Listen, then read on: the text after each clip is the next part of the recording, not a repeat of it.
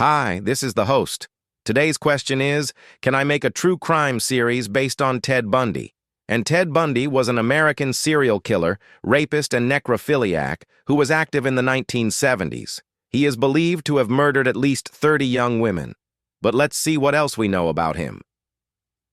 Ted Bundy was born in Burlington, Vermont on November 24, 1946. His biological father abandoned the family before Ted was born, and his mother, Eleanor Louise Bundy, raised him as a single parent. As a child, Bundy was described as being exceptionally charming and good-looking with red hair and a mischievous sense of humor. He excelled in school and was involved in a number of extracurricular activities. However, there were also signs of a troubled mind lurking beneath his charismatic exterior. When he was just 14 years old, Bundy confessed to his mother that he had killed 2 young girls in their neighborhood. Although the police investigated these claims, no evidence of foul play was ever found. In fact, it wasn't until decades later that the FBI would discover that one of the girls had been the victim of a separate crime and that Bundy had simply gotten lucky with his prediction. Despite this disturbing incident, Bundy's mother continued to defend him and even allowed him to move into her home after she remarried. After graduating from high school, Bundy attended the University of Washington, where he studied psychology and criminology. It was during this time that he became increasingly obsessed with true crime stories and began collecting books on the subject. Some reports indicate that he may have also visited a sex worker who inspired one of his future victims. Bundy graduated from the University of Washington in 1969 and went on to enroll at the University of Utah Law School. However, his academic career was soon interrupted by a series of crimes that would shock the nation. Between 1974 and 1978, several young women disappeared in the Pacific Northwest, and investigators would later link their abductions to Theodore Robert Bundy. The majority of Bundy's crimes occurred in the states of Washington, Utah, and Colorado. Despite the geographical spread, many of the details surrounding the crimes were eerily similar. The victims were typically young, attractive women who were targeted while they were out alone in public places. Bundy would often approach his victims while they were parked in their cars and claim that he needed assistance with something in order to gain access to them. Once he had his victim alone, Bundy would strike quickly and efficiently. He would often use a crowbar or a tire iron to subdue his victims and then drag them to his car, where he would transport them to a secluded area.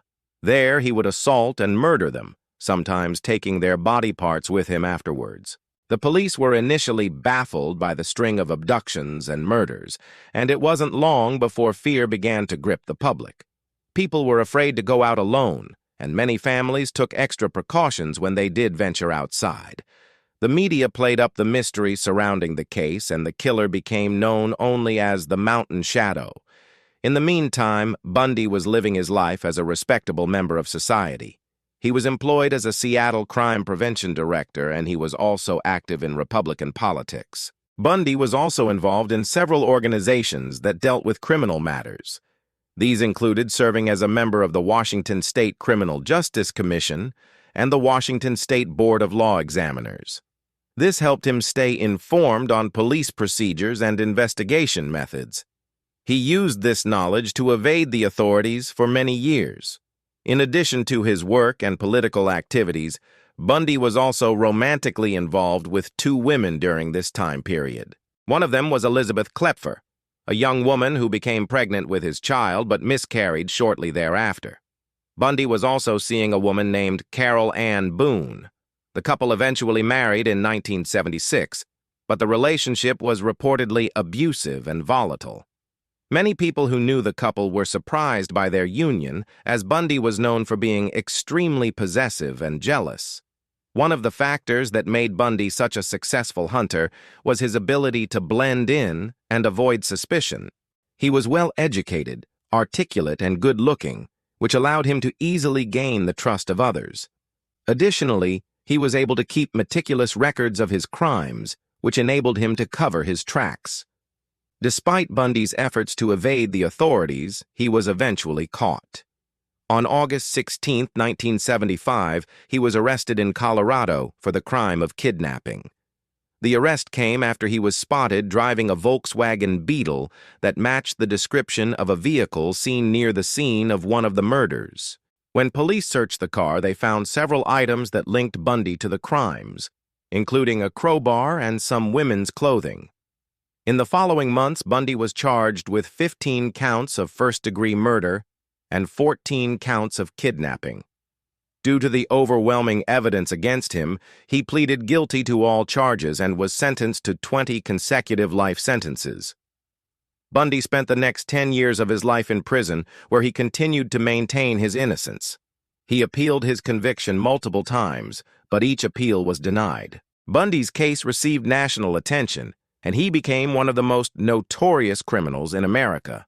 His crimes shocked the nation and raised questions about how someone so seemingly normal could be capable of such brutality.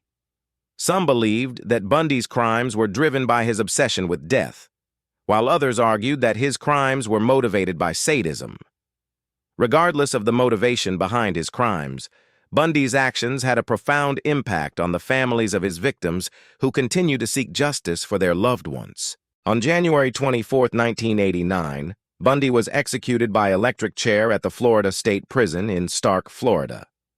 In the days leading up to his execution, Bundy reportedly behaved calmly and collectedly. He spent his final hours reading books and writing letters to his attorneys. When the time came for him to be led to the electric chair, Bundy reportedly walked without hesitation. As the lethal current coursed through his body, Bundy's head jerked violently and he convulsed several times. After a few minutes, he was pronounced dead. Following his execution, many questions remained about the nature of Bundy's crimes and the motives behind them. Some people believed that Bundy was actually innocent and that he had been wrongly convicted. Others argued that Bundy's crimes were simply too horrific to comprehend and that there could never be a satisfactory explanation for them. It is important to note that throughout Bundy's trial and subsequent appeals, his defense attorneys argued that he was not guilty by reason of insanity. They claimed that Bundy was suffering from dissociative identity disorder, which is now known as dissociative personality disorder. This condition is characterized by the presence of two or more distinct personalities within a single individual.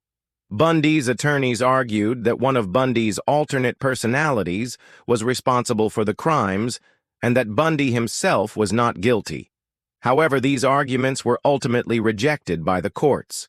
After Ted Bundy's execution, his brain was removed and sent to the Smithsonian Institution for study. However, the brain was accidentally lost in 1996 and has never been recovered.